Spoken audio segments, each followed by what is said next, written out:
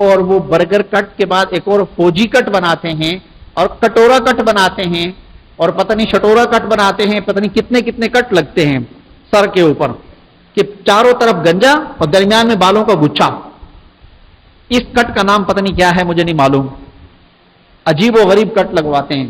یہ جتنے کٹ لگتے ہیں سر کے اوپر یہ سب خلاف شریعت، خلاف سنت، انگریزوں کا، یہودیوں کا، عیسائیوں کا، مجوسیوں کا طریقہ ہے، مسلمانوں کا طریقہ نہیں ہے. یہ نقل کر رہے ہیں تو کس کی کر رہے ہیں؟ اس کو، ان لوگوں کو ان کی نقل پر فخر ہے، اور گنجے کو اپنے اللہ کے مہمان کی نقل پر فخر ہونا چاہیے کہ میں نے اگر نقل کی ہے، اپنے سر کو گنجا کیا ہے تو اللہ تعالیٰ کے مہمان کی نقل کی ہے، حاجی کی نقل کی ہے، عمرہ کرنے والے کی نقل کی ہے. ظالم تو نے نقل کی ہے اپنے سر کے بال اگر تو نے انگریزی بنائے ہیں تو انگریزی لفظ انگریزی کا استعمال ہو رہا ہے. انگریزی بال، کٹورا کٹ، فوجی کٹ اور برگر کٹ، یہ پتہ نہیں جہنمی کٹ ہیں سارے میرے بھائیوں.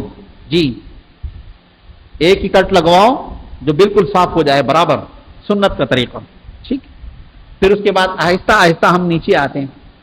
ایک مٹھی داڑھی تینوں طرف سے، چاروں ائمہ کے نزدیک رکھنا واجب ہے. چاول برابر کم کرنا، داڑھی مڈانا حرام ہے. ٹھیک ہے.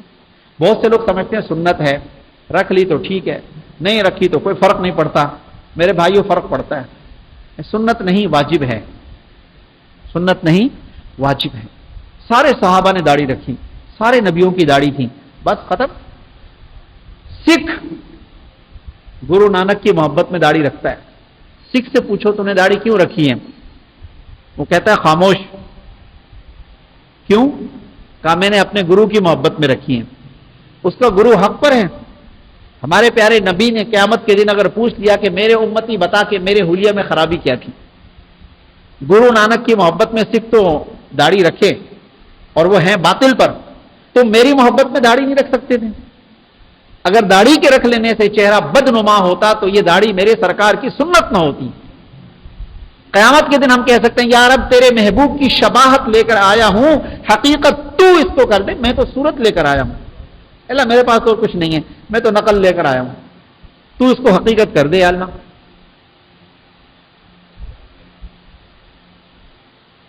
داڑھی مڈانا گناہ کبیرہ ہے، حرام ہے. داڑھی مڈانے والے اللہ کے نافرمان، اللہ کے مجرم میرے مجرم نہیں ہیں، میرے بھائی ہیں.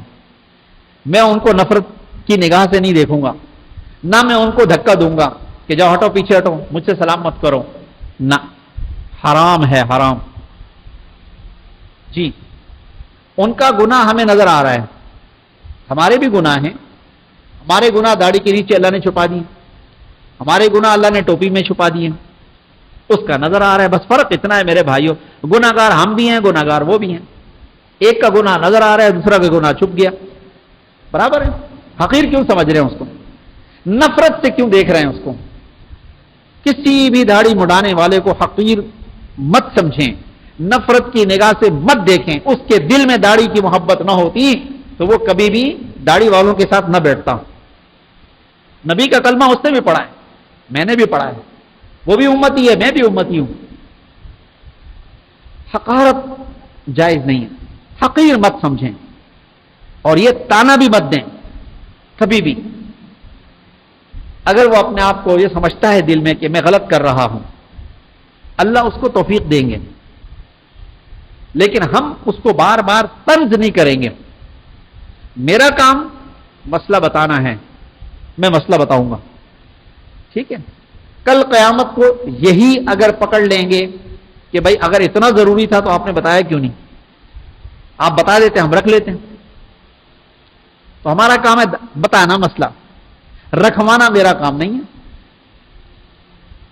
ہم نے بتا دیا، آگے اللہ تعالیٰ دل میں ڈال دیں گے، وہ خود ہی سمجھتے ہیں کہ ہم صحیح کر رہے ہیں یا غلط. یہ بتا دیا غلط کر رہے ہیں، گناہ کر رہے ہیں، گناہ کبیرہ ہے. اور داڑھی مڈا کر کوئی اللہ کا ولی نہیں بن سکتا. جب ہم نے ارادہ کر رکھا کہ ہم اللہ کے ولی بنیں گے، دوست بنیں گے، تو ولایت اور دوستی کے لیے داڑھی شرط ہے، لازم ہے. یہ کیسا اللہ والا ہے کہ اس کی داڑھی نہیں ہے، نماز نہیں پڑھتا، شرعی پردہ نہیں کرتا اور کہتے ہیں یہ پہنچا ہوا ہے.